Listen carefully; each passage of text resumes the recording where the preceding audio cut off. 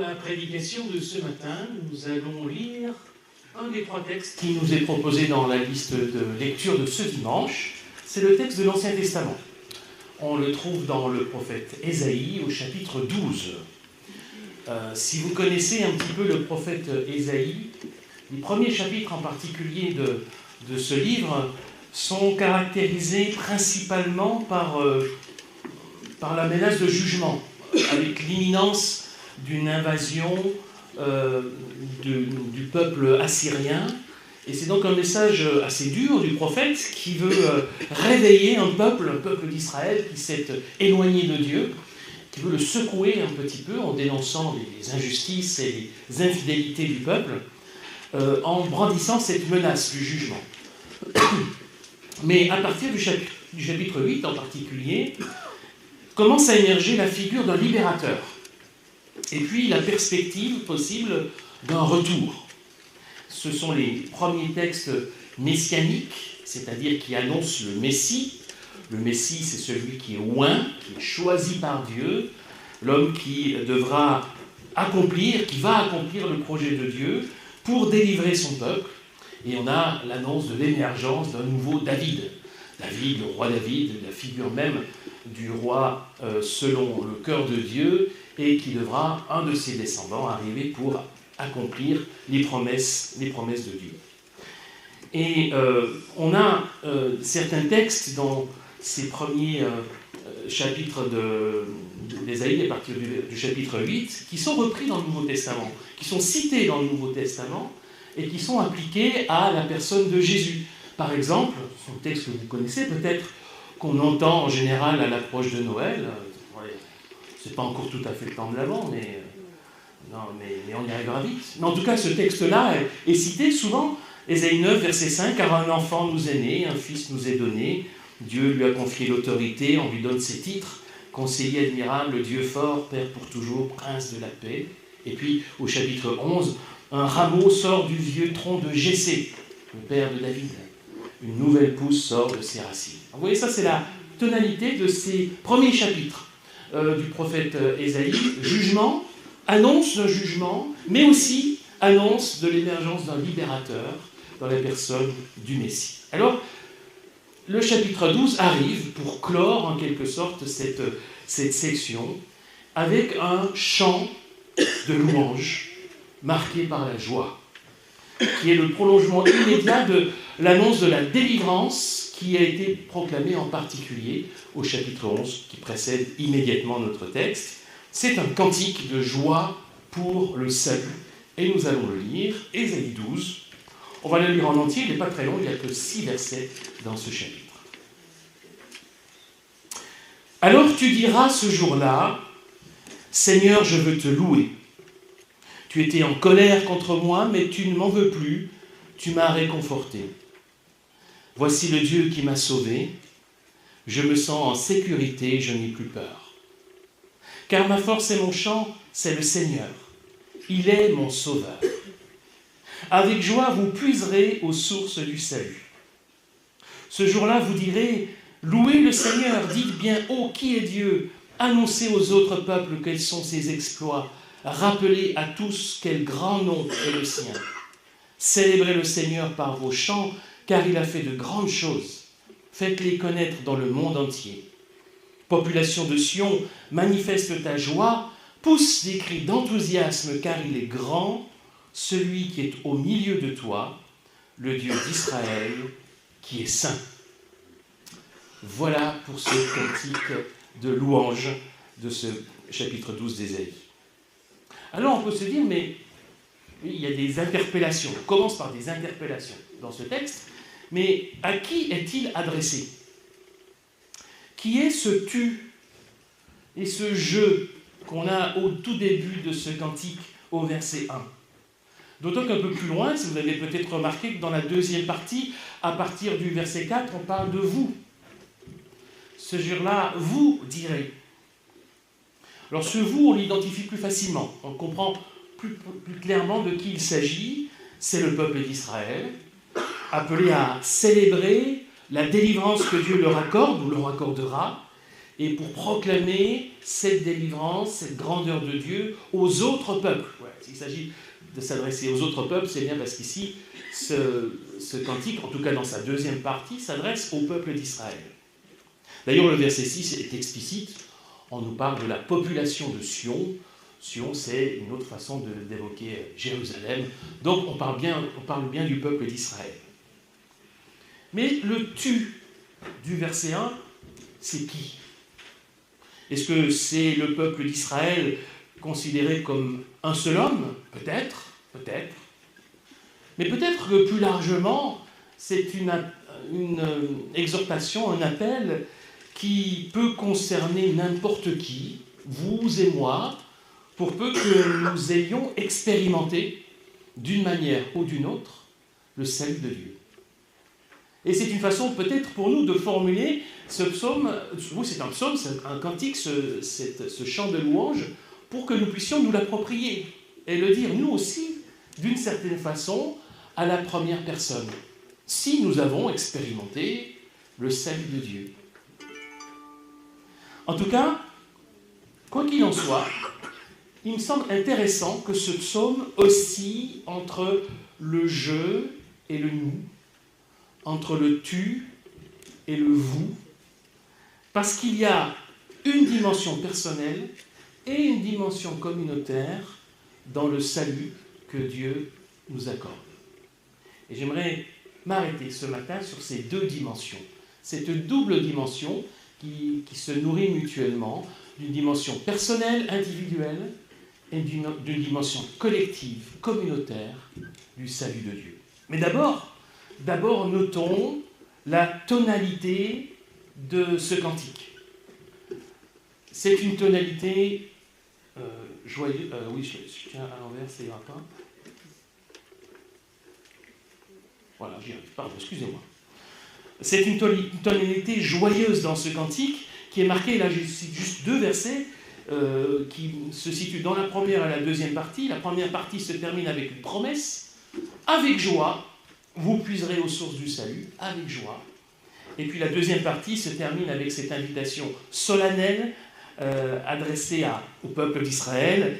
Célébrez Dieu dans la joie, population de Sion, manifeste ta joie, pousse des cris d'enthousiasme, car il est grand, celui qui est au milieu de toi, le Dieu d'Israël, qui est saint. Donc il y a vraiment la tonalité globale, générale de ce cantique, c'est la joie. Et dans la Bible, la joie est une des composantes du salut. Alors précisons ici ce que nous entendons par salut, et précisons aussi ensuite ce que nous entendons par joie, parce qu'il s'agit de bien comprendre les choses. Alors le salut, en fait, c'est de manière globale, générale, c'est la délivrance que Dieu nous accorde. Le salut, c'est la délivrance que Dieu accorde. Dans le contexte d'Ésaïe, le premier contexte d'Ésaïe, c'est une façon d'évoquer la délivrance que Dieu accordera à son peuple en le faisant revenir de l'exil, en le délivrant de cet exil en terre étrangère. Une délivrance qui en évoque une autre qui a eu lieu précédemment, lorsque le peuple hébreu a été libéré de l'esclavage en Égypte, délivré de ce pays étranger dans lequel ils étaient rendus en esclavage, pour les faire traverser le désert et les faire entrer dans le pays de la promesse de Dieu, pour y trouver une joie de proximité avec Dieu. Dans les évangiles, ce salut, cette délivrance se manifeste de différentes façons, notamment par les guérisons que Jésus accomplissait tout au long de ce ministère, où il y avait souvent ce refrain que vous connaissez peut-être, lorsque Jésus disait « ta foi t'a sauvé ». En grec, le même verbe grec peut être traduit par « sauver » ou « guérir ».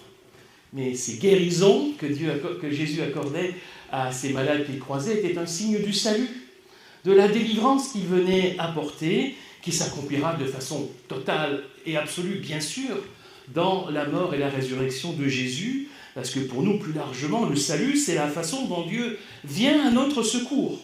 C'est ça le salut. La façon dont Dieu vient à notre secours, le pardon qu'il nous accorde, la délivrance du péché, et toutes ses conséquences, l'espérance d'une vie éternelle dans la mort et la résurrection de Jésus. Tout ça, c'est le salut. Oui, en fait, c'est un concept extrêmement large, le salut, qu'on peut décliner de différentes façons, recevoir de différentes façons, et fondamentalement, c'est la délivrance que Dieu nous accorde, le fait qu'il vient à notre secours. Et si on est conscient de cela, conscient du salut de Dieu, de la délivrance qu'il apporte, du secours qu'il nous apporte, alors nous pouvons être dans la joie. Être conscient de l'intervention de Dieu dans sa vie, est-ce que ce n'est pas un sujet de joie? Dieu intervient dans ma vie. Je m'en réjouis. Être au bénéfice de sa délivrance, de sa guérison, de son pardon, est-ce que ce n'est pas un sujet de joie? Recevoir une espérance éternelle. La vie pour toujours dans la présence même de Dieu, est-ce que ce n'est pas un sujet de joie? Bref, si on est conscient de ce salut que Dieu nous offre, on est dans la joie. Alors on peut se poser la question, quelle est la place de la joie dans notre vie de croyant et dans notre vie d'église? Mais de quelle joie est-ce qu'on parle? On ne parle pas d'une joie forcée, d'une joie superficielle, d'une joie de façade. Cette joie de façade, elle ne convaincra personne. C'est cette joie profonde et authentique, c'est celle qui est citée en deuxième position, juste après l'amour, dans la liste du fruit de l'esprit, Galates 5, 22. Fruit de l'esprit, qu'est-ce que c'est? C'est l'amour, c'est la joie, c'est la paix, la patience, etc. La joie vient en deuxième position, juste après l'amour. C'est pas rien. Alors la question qu'on se pose, c'est est-ce que cette joie-là, authentique, profonde, réelle, est-ce que cette joie-là transparaît d'une manière ou d'une autre dans notre quotidien de vie de chrétien, de chrétienne? Est-ce que cette joie est au cœur de la bonne nouvelle dont nous témoignons en tant qu'Église? En fait, quand on regarde notre psaume, notre cantique, c'est là que c'est intéressant de voir qu'il y a ces deux parties. Première partie du je, du tu, deuxième partie du nous, du vous. Parce qu'au début de ce cantique, on parle d'abord d'une joie, on va dire, personnelle, qu'on pourrait dire peut-être une joie intérieure. Une joie du salut qui apparaît comme une expérience de réconciliation, une paix retrouvée. Seigneur, je veux te louer. C'est comme ça que commence le psaume, le cantique. Seigneur, je veux te louer. Tu étais en colère contre moi. Tu ne m'en veux plus. Tu m'as réconforté. Voici le Dieu qui m'a sauvé. Je me sens en sécurité. Je n'ai plus peur. Car ma force et mon chant, c'est le Seigneur. Il est mon sauveur. Vous voyez, on est dans quelque chose de très intérieur, personnel, individuel.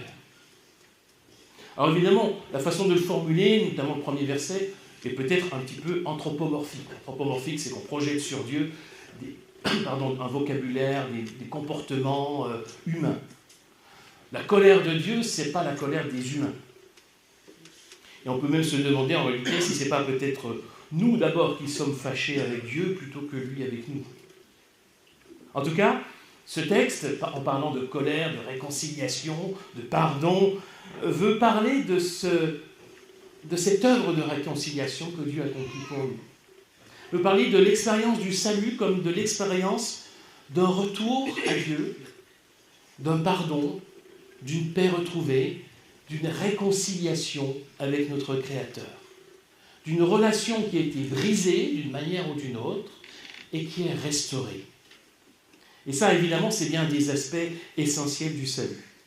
Et je trouve que la formule du verset 2 est très belle pour exprimer ce qu'est l'expérience du salut, ce qu'est la conséquence de cette relation retrouvée, restaurée avec Dieu. Je relis ce verset 2. Voici le Dieu qui m'a sauvé, je me sens en sécurité, je n'ai plus peur. Est-ce que ce n'est pas ça, finalement, l'expérience du salut? Je me sens en sécurité, je n'ai plus peur. C'est une belle façon de dire ce que la foi nous procure. Cette paix du cœur, Une paix du cœur qui découle de notre connaissance de Dieu, on sait qui il est, on sait ce qu'il fait, on connaît ses promesses. À cause de tout ça, on se sent en sécurité, on n'a plus peur. Je n'ai plus peur du chaos du monde. Je n'ai plus peur de ce monde que je ne comprends pas ou que je perçois comme hostile, car j'ai confiance en un Dieu souverain qui accomplira son projet. Je n'ai plus peur de demain, de l'incertitude d'un avenir peut-être angoissant, sans espoir. Je n'en ai plus peur parce qu'une place dans un royaume qui n'est pas de ce monde m'est réservée. Je n'ai plus peur de l'adversité, de l'épreuve. Parce que je sais que même si elle me rejoint, je ne suis jamais seul pour les traverser. Je n'ai plus peur même de la mort, car j'ai une espérance éternelle. Jésus-Christ est ressuscité, il a vaincu la mort. Je n'ai plus peur, je suis en sécurité. Voilà ce que m'apporte le salut, la délivrance, le secours du Seigneur dans ma vie. Alors, évidemment, on va le dire tout de suite, c'est pas toujours si évident que cela. Non, la peur, différentes formes de peur, peuvent bien sûr nous rejoindre, nous rattraper, y compris quand nous sommes chrétiens, y compris quand nous le sommes depuis des années, y compris lorsque nous connaissons très bien le Seigneur, que nous avons une grande expérience de son salut, de sa délivrance dans notre vie. Parfois, on ne maîtrise pas les choses et la peur nous rejoint. La paix peut sembler même disparaître de notre cœur, c'est vrai. Mais c'est bien dans le souvenir du salut de Dieu qu'on pourra retrouver la paix perdue. On trouvera la force de surmonter, grâce aux promesses de Dieu, cette peur qui parfois envahit encore notre cœur. C'est pour ça que, me semble-t-il, la plupart du temps, la joie du salut se manifeste non pas dans une joie artificielle, forcée ou superficielle, mais dans la paix du cœur. La paix du cœur, c'est une des formes de la joie. De la joie d'être dans le Seigneur, de se savoir dans sa main. Et que face à toutes circonstances de la vie, aussi hostiles et difficiles soient-elles, nous pouvons trouver la paix du cœur. Ça, c'est une source profonde de joie et même une conséquence de la joie de connaître le Seigneur. Cette joie paisible de connaître Dieu et ses promesses. Et puis on l'a dit, il y a une deuxième partie au cantique. On passe du je au nous, du tu au vous. Et cette deuxième partie, elle est moins intérieure. Elle est beaucoup plus expansive, expressive. C'est une large invitation à proclamer qui est Dieu, à célébrer à voix haute, en criant de joie le Seigneur et son œuvre, c'est manifester ensemble notre joie. Une joie du salut comme une expérience communautaire de proclamation. Alors derrière cette idée de proclamation qui est au cœur de la deuxième partie de ce chant, de ce cantique, il y a d'abord, bien sûr, l'idée d'une joie communicative. Oui, la joie du salut, lorsqu'on est rassemblés, nous tous qui connaissons de façon personnelle cette joie du salut, eh bien, elle peut devenir une joie communicative. On la partage, on la proclame ensemble par nos prières, par nos chants, par nos cantiques. Il y a eu plusieurs cantiques ce matin qui évoquaient cette joie, cette allégresse et qu'on formule ensemble. Le fait d'être ensemble nous aide à exprimer, à proclamer la joie que nous avons dans le cœur. Et il me semble qu'on peut dire que c'est une des raisons d'être de l'Église que de partager la joie du salut. Ça, c'est notre point commun. Si nous avons une chose en commun, c'est de connaître la joie du salut. Et si nous la partageons, si nous la vivons ensemble, alors nous la proclamons.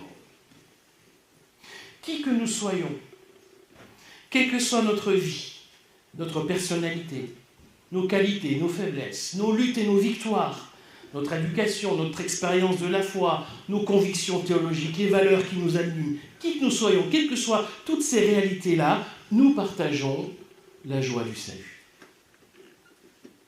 Dieu est venu à notre secours il nous a délivrés, il nous a accordé sa grâce.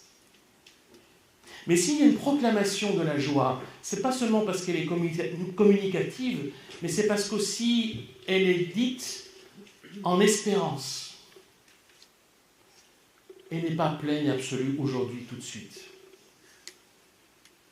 Vous savez, au moment où Ésaïe invite le peuple d'Israël à la célébration, le temps n'était pas à la joie. Le temps était à la crainte, à la peur, du jugement, de l'invasion imminente. Ce n'était pas un temps de joie, loin de là. Pourtant, il y a une invitation à la proclamation. C'est une invitation dans l'espérance. Oui, notre joie du salut est là, est réelle, mais elle est encore en attente de son plein accomplissement. Et ça me semble important parce que notre joie, que nous proclamons, on le fait le dimanche matin, on l'a fait tout à l'heure par nos chants, nos cantiques, par nos prières, cette joie-là que nous proclamons, elle ne doit pas être excluante pour celles et ceux qui, au milieu de nous aussi, pour différentes raisons, peinent aujourd'hui à vivre cette joie et à trouver la paix aujourd'hui, parce que ça peut arriver à n'importe qui. On a beau être chrétien, affermi, on peut connaître des périodes dans notre vie où la joie et la paix n'est pas là. Alors au fond de notre cœur, on sait que cette joie, cette paix nous est promise. On attend le jour où on sera pleinement dans la joie et dans la paix du Seigneur, mais aujourd'hui, on a du mal à être joyeux, on a du mal à être dans la paix pour différentes raisons. Alors il ne faut pas que notre proclamation de la joie soit excluante pour ceux, pour celles qui passent par ces instants-là, mais au contraire, ça puisse les porter dans l'espérance. Parce que ce que nous partageons, c'est bien sûr la présence de Dieu dans notre vie aujourd'hui, mais c'est l'espérance d'un jour où nous serons réellement et pour l'éternité dans la présence de Dieu, et là, toute peine aura disparu, toute souffrance n'existera plus, le deuil ne sera plus qu'un mauvais souvenir, il y aura la joie et la paix d'être dans la présence de Dieu, c'est notre espérance. Alors comment est-ce que la joie du salut est proclamée au milieu de nous? Est-ce que cette joie à venir, dont nous avons déjà possibilité d'avoir des avant-goûts, et qui sont des avant-goûts délicieux déjà aujourd'hui, comment est-ce qu'elle est vécue? Comment est-ce qu'elle est proclamée? Et là, réfléchissons à ce que nous disons, à notre langage, au message que nous envoyons.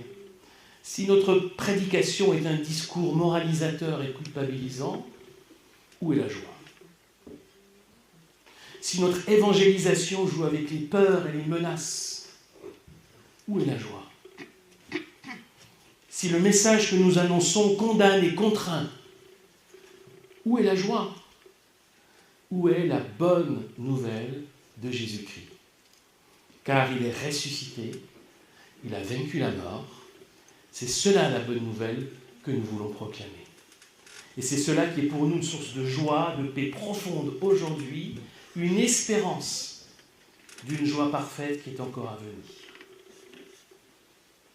Alors simplement pour conclure, je ne sais pas si vous savez qu'en grec, qui est la langue du Nouveau Testament, joie se dit chara et grâce se dit charis. Et ça ressemble. Ça ressemble parce qu'en fait, c'est une racine commune. La joie et la grâce, c'est un peu la même chose. Ou en tout cas, c'est proche l'un de l'autre, c'est indissociable.